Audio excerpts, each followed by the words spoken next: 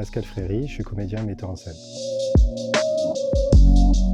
Pour moi, c'est être garant de la restitution d'un texte avec des personnages que sont les comédiens qui les interprètent ou les comédiennes.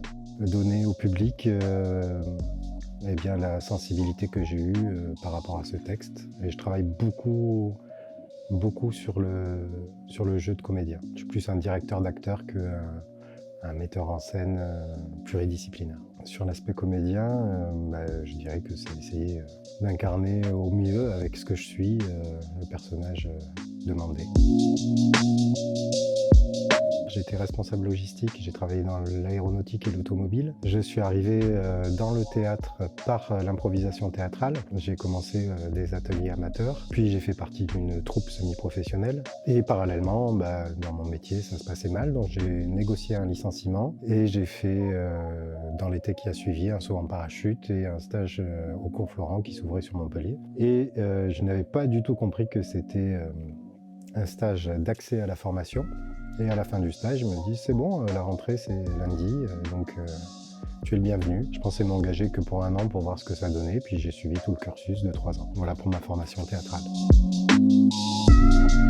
Je travaille beaucoup en répétition. Je fais des filages et des filages arrêtés où je donne des indications ou alors je fais des retours à la fin du filage. Filage, c'est-à-dire qu'on répète une scène, un acte, toute la pièce et ensuite on réajuste. J'ai une affection particulière pour les comédiens parce que j'en suis un. J'aime à me dire que je dirige comme j'aimerais l'être. L'autre partie du travail, c'est faire en sorte que les autres corps de métier, que ce soit la création lumière, la création son, les décors, les costumes, s'ajoutent, que ce soit de la plus-value.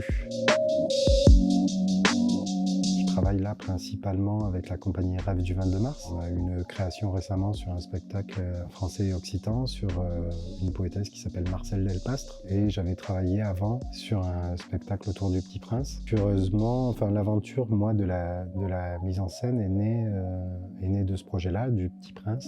Et ensuite, j'ai travaillé pour la compagnie L'Individu sur un spectacle qui s'appelait Looking for Quichotte, qui est une réécriture de Don Quichotte. C'est un Don Quichotte contemporain, donc il démonte un McDo, il va dans un bar à hôtesse, etc.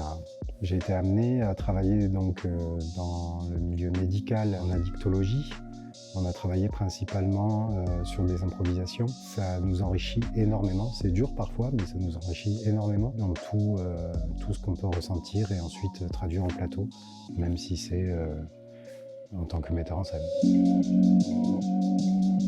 Ce retour de gens qui ont été soit choqués ou positivement ou négativement, peu importe, mais en tout cas, c'est se dire qu'on a posé quelque chose et que les gens s'en sont emparés ou pas. Juste de voir ça et de se dire qu'on a pu toucher, même si c'est qu'une personne, bon, c'est malheureux si c'est qu'une seule personne, mais juste ça, ça me suffit. Ce qui peut être compliqué, c'est arriver à faire travailler ensemble tous les corps de métier qui ont leurs contraintes particulières. Et quand on approche d'une première, beaucoup de stress monte de la part des comédiens, de la part de la lumière, du son, des décors qui sont pas prêts ou qui sont pas finalisés ou qu'il y a un tel qui aimerait bosser ça mais on n'a pas le temps parce qu'il faut faire ça.